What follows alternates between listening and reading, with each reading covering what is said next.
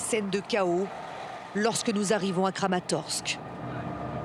Un drone russe vient de s'écraser sur une station essence. La ville est en alerte. Un peu plus tôt, 2 bombes planantes ont dévasté ce quartier résidentiel. La frappe a fait 1 mort et 9 blessés. Alors que les habitants s'activent pour tenter de réparer les dégâts, dans le ciel, une nouvelle menace. Un drone kamikaze nous survole.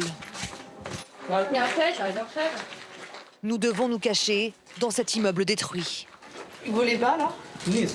Oui, bas, très bas. Dans ce bâtiment en ruine, nous rencontrons Anna. La retraitée a tout perdu. Dans son regard, le désespoir. Je pense qu'ils veulent nous faire peur, pour qu'on parte. Pourquoi sinon?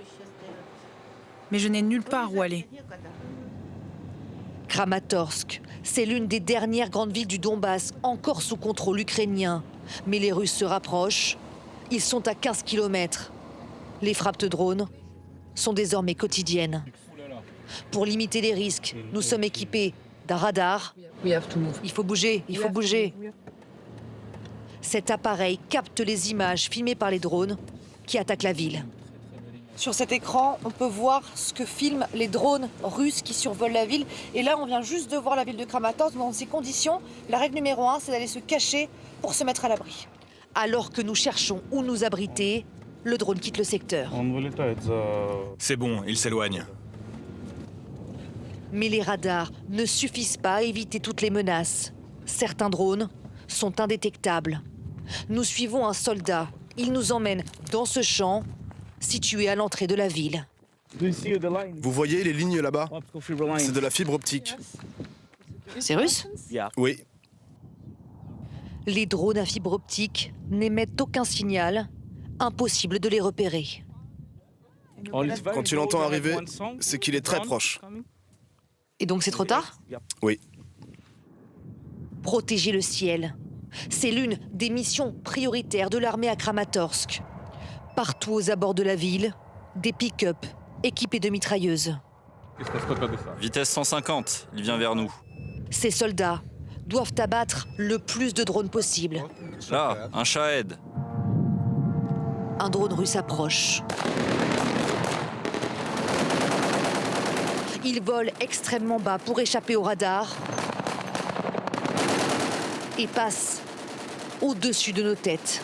Les balles effleurent le drone, mais impossible pour ces militaires de le stopper. J'aurais aimé le détruire, mais vous l'avez vu, tout se passe tellement vite. C'est pourquoi chaque drone abattu est une victoire. Entrer dans Kramatorsk, c'est l'objectif principal de Moscou.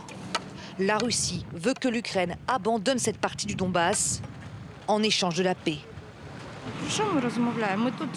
Mais de quoi on parle? On vit ici, on a grandi ici, nos parents aussi. Cette terre, elle est à nous, depuis des générations. Elle appartient aux enfants ukrainiens. On ne peut pas partir. Sinon, pourquoi nos gars sont morts? Rester jusqu'au bout, un choix difficile.